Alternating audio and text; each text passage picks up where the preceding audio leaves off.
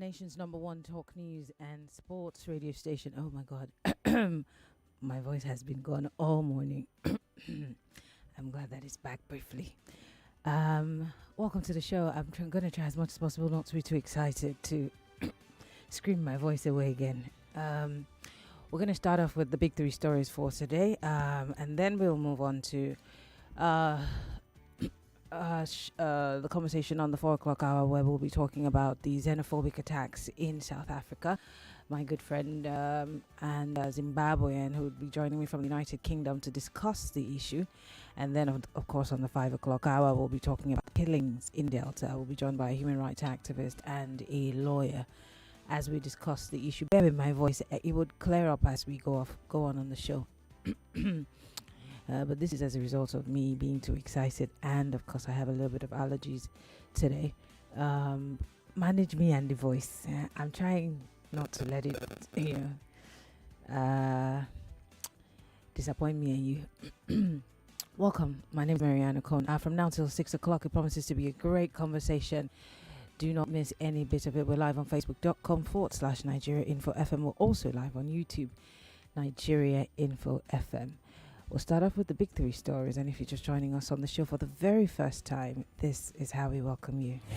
Get ready for the most important news of the day. It's time for the big three stories on Hard Facts. Tune in to our primetime show for the latest updates and in-depth analysis on the top stories making headlines. From breaking news to in-depth investigations, we bring you the facts you need to know. Join us as we delve into the biggest stories shaping our world today. Tune in to the Big Three every weekday, 3 to 4 p.m. and stay informed with the news that matters the most. Hard Facts, where the truth always comes first. Nigeria's biggest decisions start with the hardest questions, and I'm asking them on Hard Facts 99.3 Nigeria Info. Question.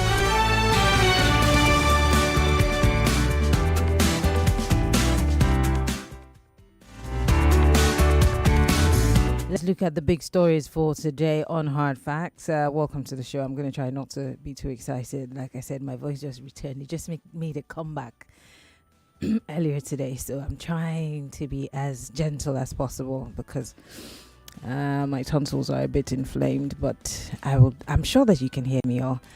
Anyway, well, let's start with the Daily Trust newspaper. Tinubu's enemies trying to use insecurity to get... Tinubu says his enemies are trying to use insecurity to get rid of him. Well, President Bola Ahmed Tinubu has described himself as a very stubborn politician, alleging that his opponents are exploiting insecurity in a bid to remove him from office. Nigeria's next presidential election, we hear, is scheduled for January 2027. The Tinubu administration has obviously said that Mr. President is going to seek a second term. Insecurity has continued to escalate across parts of the country, with terrorists and bandits carrying out attacks and kidnappings for ransom. Opposition parties have repeatedly criticized the administration for failing to effectively address the insecurity situation. Speaking at the presidential villa in Abuja on Tuesday, while receiving stakeholders from Plateau State led by Governor Caleb Motoang, Tinubu said he remains undeterred despite criticism.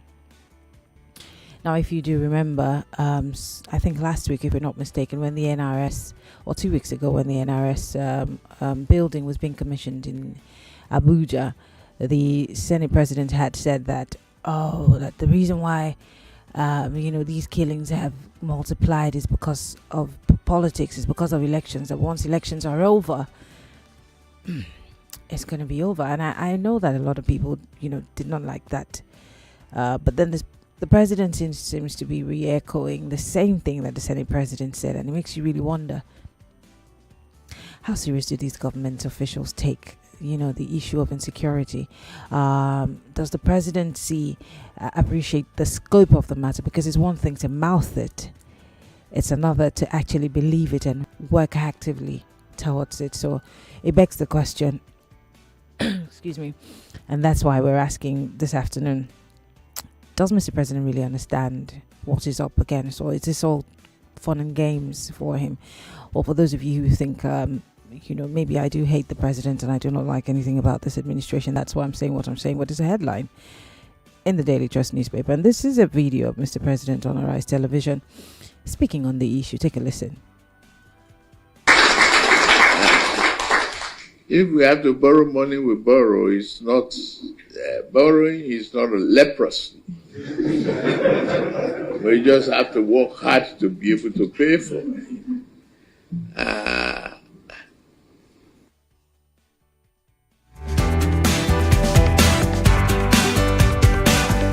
Oh, I think I played you the wrong clip.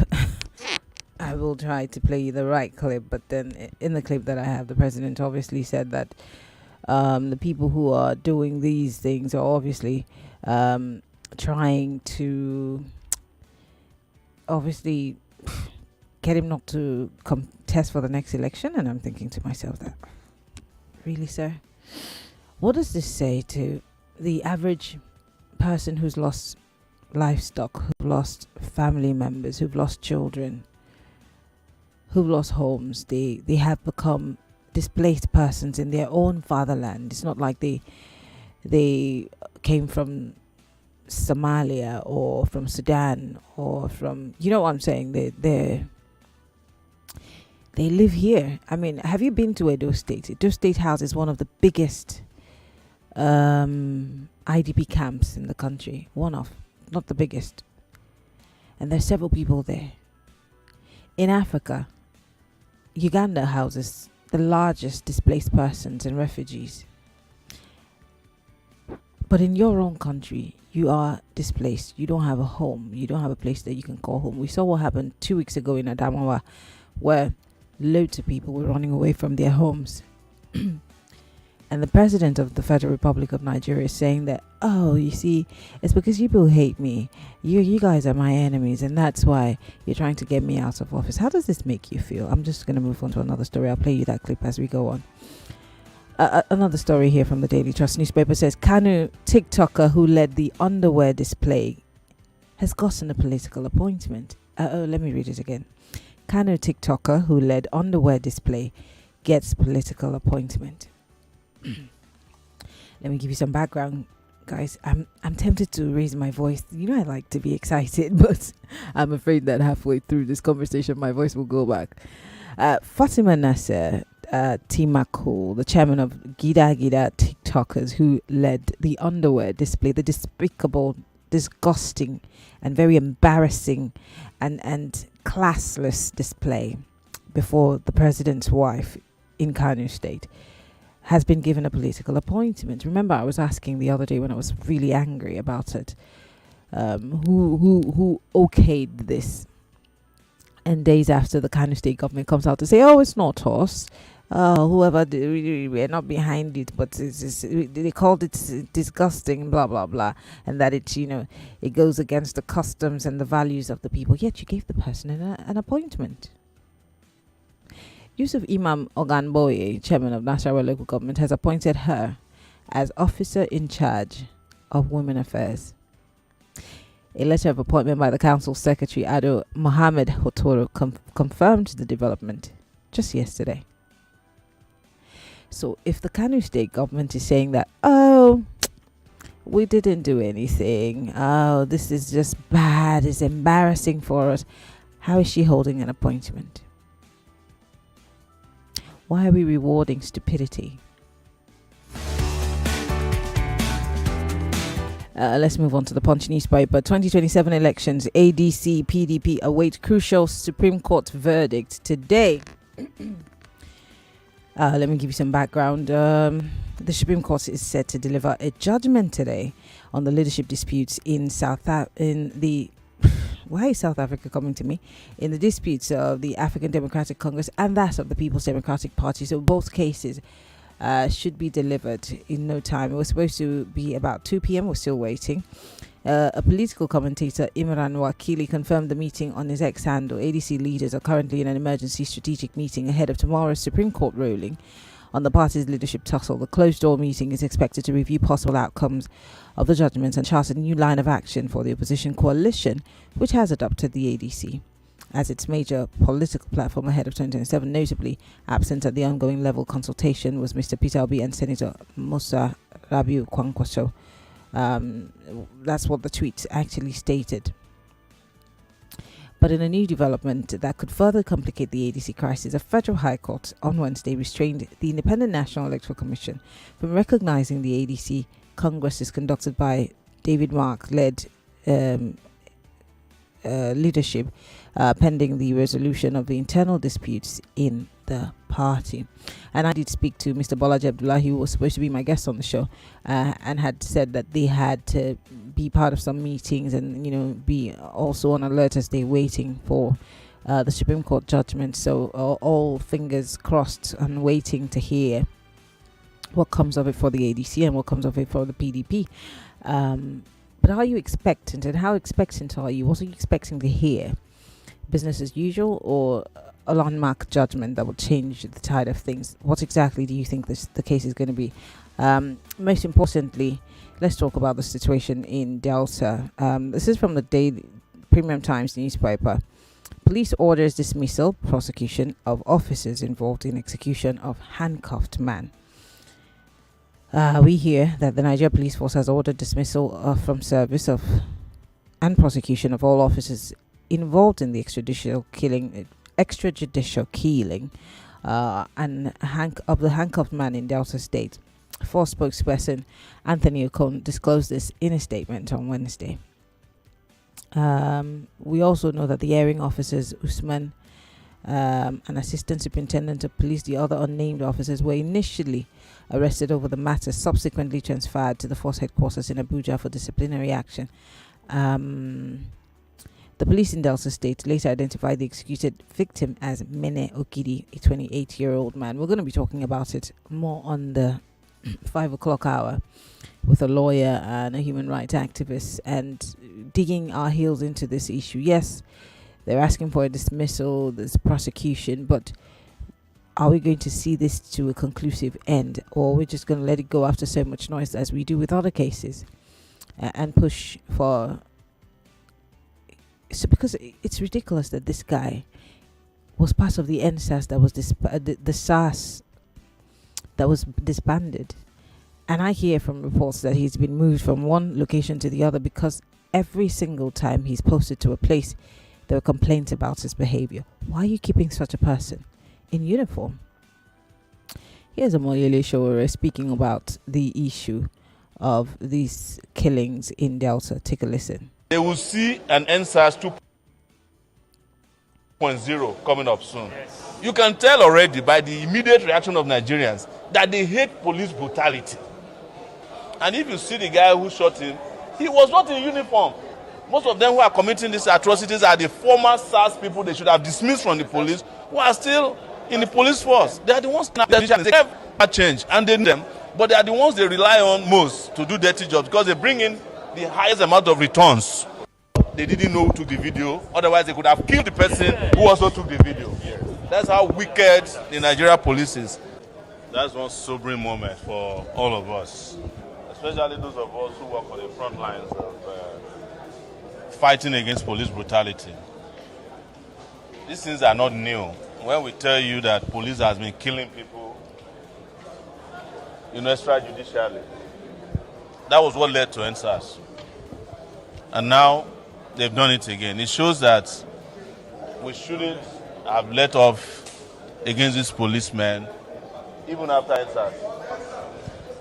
I have been saying it that the police did not change their ways. They only hid their atrocities more from the public. And I've seen what you saw that day is what happens every day, even here in Abuja. At the SARS, the former SARS, the place they call Abattoir. Anybody that is brought, they shoot the person right away, immediately. They have determined that if you are caught in a certain place, you must be shot. And most people don't survive it, but you don't get to see it, except to see it on camera. In January, I was using my glasses to cover police atrocities, collection of bribery. The former Inspector General of Police, the disgraced Inspector General of Police, took me to court for using my glasses to cover police atrocities.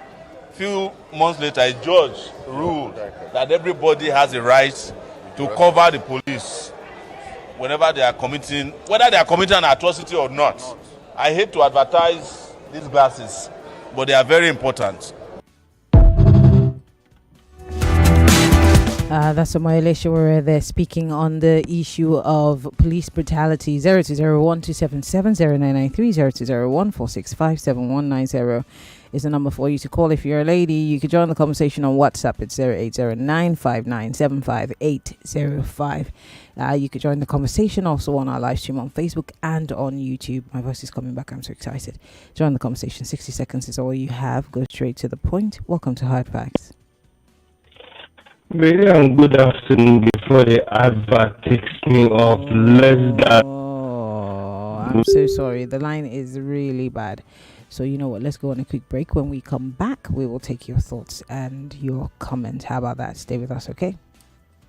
Nigeria's biggest decisions start with the hardest questions, and I'm asking them on Hard Facts 99.3 Nigeria Info. Let's talk. Millions of listeners trust us on Hard Facts, whether it's politics, social issues, controversies, and trending stories. You know we're credible and objective. It's Hard Facts with Maryann Okon on 99.3 Nigeria Info. Hard Facts with Maryann Okon. We'll be right back. More news and information coming up. We'll be back in a moment.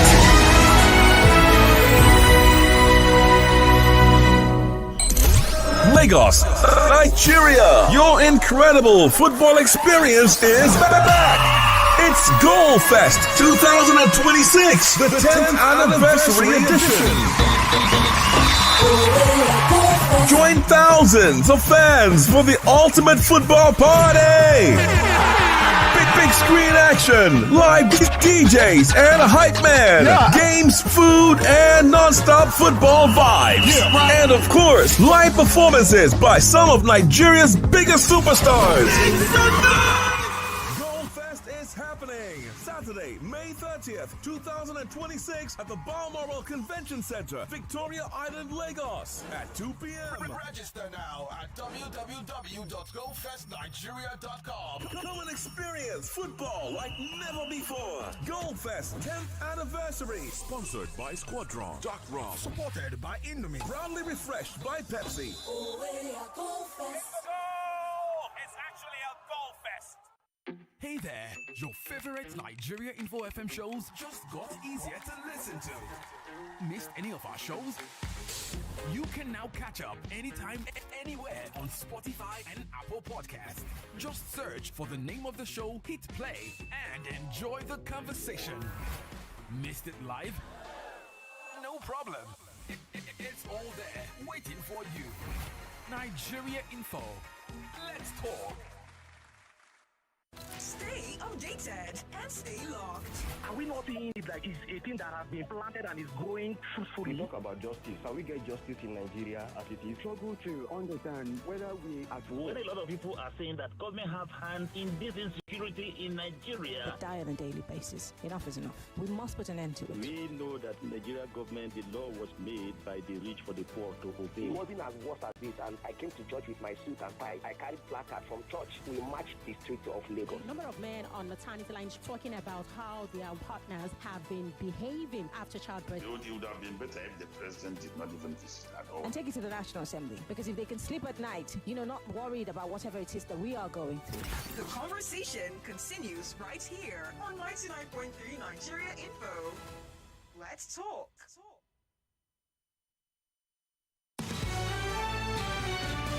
This is the Big Three. The Big Three on Hard Facts on 99.3 Nigeria Info.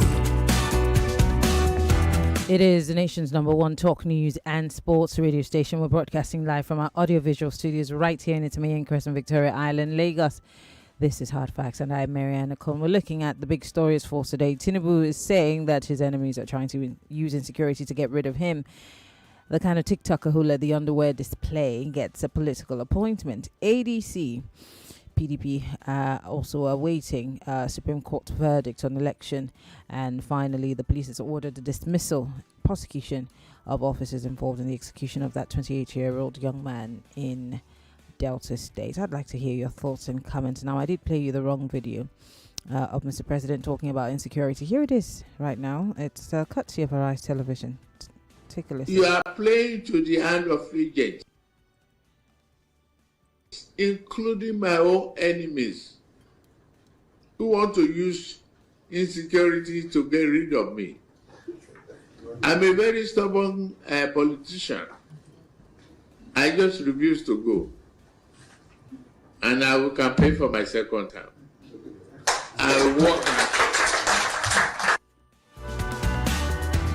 0201-277-0993, is the number for you to call. Join the conversation. 60 seconds is all you have. Go straight to the point. Welcome to Hard Facts. Good afternoon, Maryann. Yes, this is Mazuda. Go ahead. Maryann, I think president is the father of of a country, isn't it? If the president is the father of the country, how can a president, a father of a country, calling his children enemy? Why? Is it not because your enemy, lion are eating your enemies, eating your children, and your children is calling you to come and stop the lion, not to be sucking their blood, and you refuse to do so, and then the children are lamenting, talking, criticizing you. Is that why they become your enemy? Please, I want him to withdraw that statement. It's good for him to do so because there is nothing like enemy in the world. It's because person failed to do what he's supposed to do. That's why people you believe that somebody is your enemy. Nobody is your enemy. Just do the right thing. If you do the right thing, you will see say that nobody is your own enemy. So please, Oga, that statement is too wrong for you to drop in this life. I don't like it. Thank you very much for calling. I do appreciate it. 0201-277-0993, 0201-465-7190. You can join the conversation on WhatsApp. It's 080959758505. You could also join the conversation on X. Use the hashtag HardFacts. And you could join the conversation on our live stream on Facebook and on YouTube. 60 seconds is all you have. Go straight to the point, please. Welcome to Hard Facts. Hello, Maryann. Good afternoon. Good afternoon. Yeah, it's me, Pastor Meka. Yeah, so on the issue of this guy, this Usman, or whatever, whether dismissal or whatever, the police should be able to do a proper investigation to unravel the mysteries behind the extrajudicial killing that took place through that guy. Proper one, not just under the carpet, no. So that such a person should not be reintegrated, not even to the police, not even to into the society, because it's a bad egg. He will also begin to spoil other eggs around the police. I have encountered good policemen around. You understand? Some of them are good now at one point in time, but the bad ones are big in trouble. Secondly, on the issue of the panties, the underwear displayed in Kano, we have seen the shenanigans, all that the Kano state government denied. Well, I think we have the breeze have blown now. We have seen chicken bomba, no